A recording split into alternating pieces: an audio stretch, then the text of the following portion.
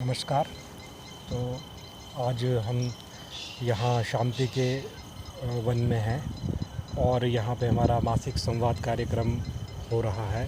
तो इसी कड़ी में आगे बढ़ते हुए हम आज संवाद करेंगे और संवाद की शुरुआत करते हुए मैं सत्यन सर से पूछना चाहूँगा कि सर, आपका क्या विचार है कि जो ये विकास आज के समय में हो रहा है, अंधाधुंध विकास हो रहा है और विकास की ज़रूरत है, ऐसा लोग समझते हैं कि हमें विकसित होना है, परंतु कहीं ना कहीं पर्यावरण को पीछे छोड़ा जा रहा है, पर्यावरण का हनन हो रहा है।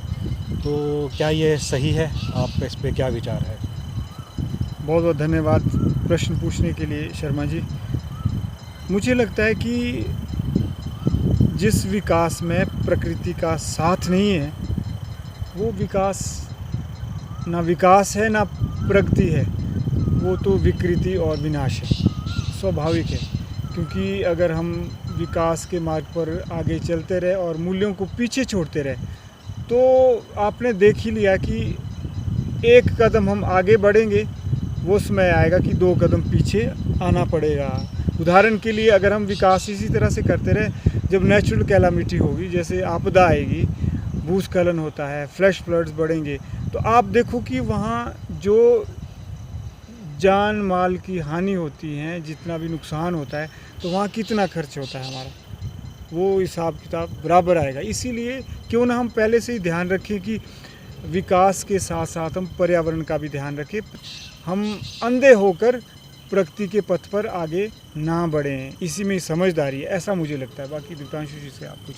दीप्तांशु जी, आपके क्या विचार हैं इस पर? देखिए, ये बात तो बिल्कुल 100% सत्य है कि हम आज की तिथि में हमारे राष्ट्र, हमारा विश्व जो अंधे विकास की दौड़ में दौड़ रहा है वो हमें कहीं भी पहुंचाने वाला नहीं है। क्योंकि जो हमारे विकास के मायने हैं वो बहुत ही बाहरी हैं और बहुत ही मटेरियलिस्टिक है। कहने का मतलब है कि विकास हम समझते हैं बड़े बड़े रोड हों, चौड़ी सड़कें हों, बड़ी बड़ी इमारतें हों और अर्बनाइजेशन हो, इसको हम विकास समझते हैं। लेकिन असली विकास के मायने हैं जहाँ पर मानव का विकास हो, जहाँ पर मानवीयता का विकास हो, जहाँ पर मानवीय मूल्यों का भी विकास हो, उस विकास को हम सही मायनों में विकास कहेंगे। और आवश्यकता जिस प्रकार से हमें विकास की तो है ही है, रोड भी होने चाहिए, इमारतें भी होनी चाहिए, पुल भी होने चाहिए, लेकिन वो प्रकृति की कीमत पर नहीं होनी चाहिए। क्योंकि हमने विकास के लिए प्रकृति का अंधाधुंध कटान किया है, अंधाधुंध विनाश किया है। हमारा विकास संपोषणीय हो, सस्टेनेबल हो, जहाँ पर हम विकास के साथ साथ प्रकृति का भी ध्यान रखें और इस हमारी धरती माँ का भी ध्यान रखें। और मैं चाहता हूँ कि ये जो हमारे विचार हैं इन पर अमल किया जाए राष्ट्रों द्वारा और समाजों द्वारा, और पूरे के पूरे विश्व में इस तरह के विचार का अनुगमन होना चाहिए। क्योंकि हम जो है, हमें हमारे भविष्य की ज़रूरतें बड़ी बड़े पुल और बड़ी बड़ी इमारतें तो नहीं हैं। हमारे भविष्य की ज़रूरतें हैं कि हमारा जो धरती है वो रहने लायक हो। हम देखते हैं कि चरम मौसमी घटनाएं घटती हैं, ग्लोबल वार्मिंग बढ़ रही है, ग्लेशियर पिघल रहे हैं। कहा जाता है कि आने वाले कुछ ही समय में बहुत सारे देशों के बहुत बड़े इलाके जो है समुद्र में समा जाएंगे, क्योंकि ग्लेशियर पिघल रहे हैं, ग्लोबल वार्मिंग बढ़ रही है। हम आए दिन कहते हैं, आए साल हम कहते हैं कि ये वर्ष हर वर्ष कोई ना कोई पिछला रिकॉर्ड तोड़ रहा होता है गर्मियों का। तो सारा का सारा जो इसका श्रेय जाता है वो सिर्फ़ और सिर्फ अंधेधुंध विकास को जाता है। और हमें चाहिए कि हम कम से कम प्रदूषण इमिट करें, और अगर हम प्रदूषण विसर्जित कर भी रहे हैं तो हमें उसके साथ साथ पर्यावरण का भी ध्यान रखना चाहिए। रीफॉरेस्ट्रेशन प्रोग्राम्स होने चाहिए जहाँ पर हम अनेक वृक्षों को उगाने का प्रयास करें। क्योंकि हम वृक्षों का कटान तो करते ही विकास के लिए, लेकिन वो अधिक कटान जो है विनाश के रूप में परिणत हो जाता है।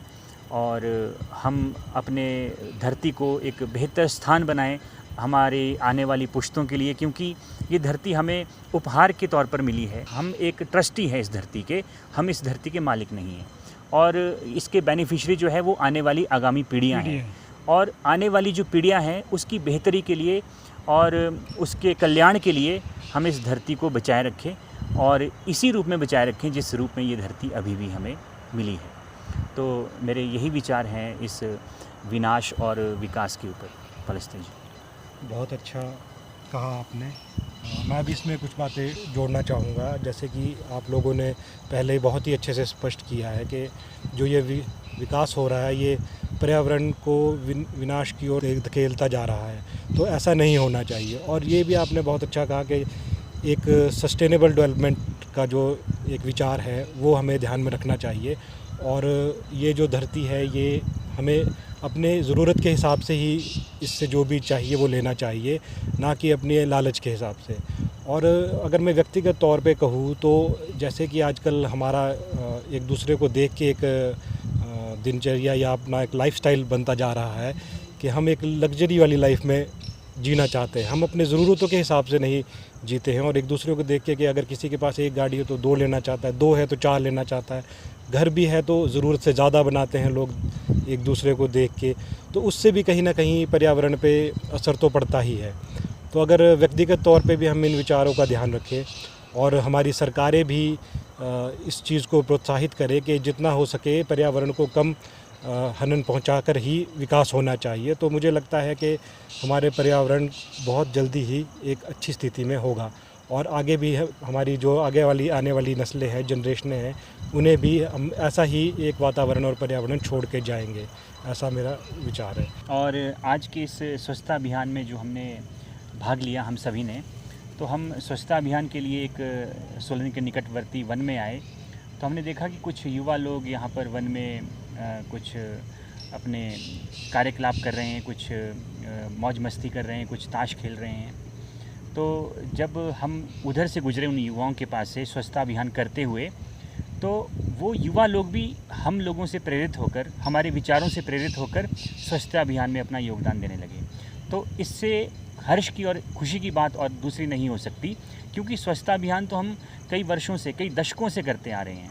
लेकिन उस स्वच्छता अभियान का असली असर तभी देखने में होगा, तभी उसका असली सफलता मानी जाएगी जब उस स्वच्छता अभियान से और लोग भी प्रेरणा लेंगे और हमारे इस स्वच्छता के कार्य में हमारा हाथ बटाएंगे और हमारा योगदान करेंगे। तो आज इन युवाओं को हमने कोई भी आह्वान नहीं किया था, कोई भी हमने इनसे बात नहीं की थी, बस हम वहाँ से गुजरे, चल दिए हम वहाँ से।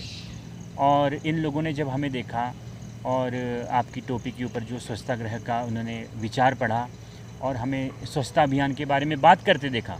उस समय हम स्वच्छता अभियान में शामिल भी नहीं हुए थे, केवल बात करते रहे। और इन्होंने हमसे पहले ही स्वच्छता अभियान में अपना योगदान, ताश छोड़ के, अपना खेल छोड़ के उन्होंने स्वच्छता अभियान में अपना योगदान दिया। तो इससे बढ़कर खुशी की बात और इससे बढ़कर सफलता की बात दूसरी नहीं हो सकती। मैं तो यही चाहूँगा। और हमारा वीडियो बनाने का भी यही प्रयोजन रहता है। हम स्वच्छता बिना वीडियो बनाए भी कर सकते हैं, और यदि हम वीडियो बनाते हुए स्वच्छता करेंगे तो इसका असर दूरगामी होगा, क्योंकि वीडियो के माध्यम से जुड़े लोग, सोशल मीडिया के माध्यम से जुड़े लोग भी जब हमें स्वच्छता अभियान करते हुए देखेंगे तो कहीं ना कहीं किसी न किसी रूप में वो प्रेरणा पाएंगे। यदि एक वीडियो देखकर या कोई 10 वीडियो देखकर भी एक आदमी प्रेरित होता है तो इससे बड़ी सफलता इस सोशल मीडिया की या इस वीडियो बनाने की नहीं हो सकती। बहुत बढ़िया, क्या बात। तो आज के इस कार्यक्रम में और आज के स्वच्छता अभियान में हम सभी ने अपना योगदान दिया और स्वच्छता गृह के सभी स्वयंसेवियों को और यहाँ के स्थानीय युवाओं को भी हम धन्यवाद देते हैं जिन्होंने यहाँ पर स्वच्छता अभियान में हमारा साथ दिया। और स्वच्छता अमर रहे और स्वच्छता की जय हो, इसी विचार के साथ हम आज की इस कड़ी में आपसे विदा लेते हैं। जय हिंद, जय भारत, जय विश्व।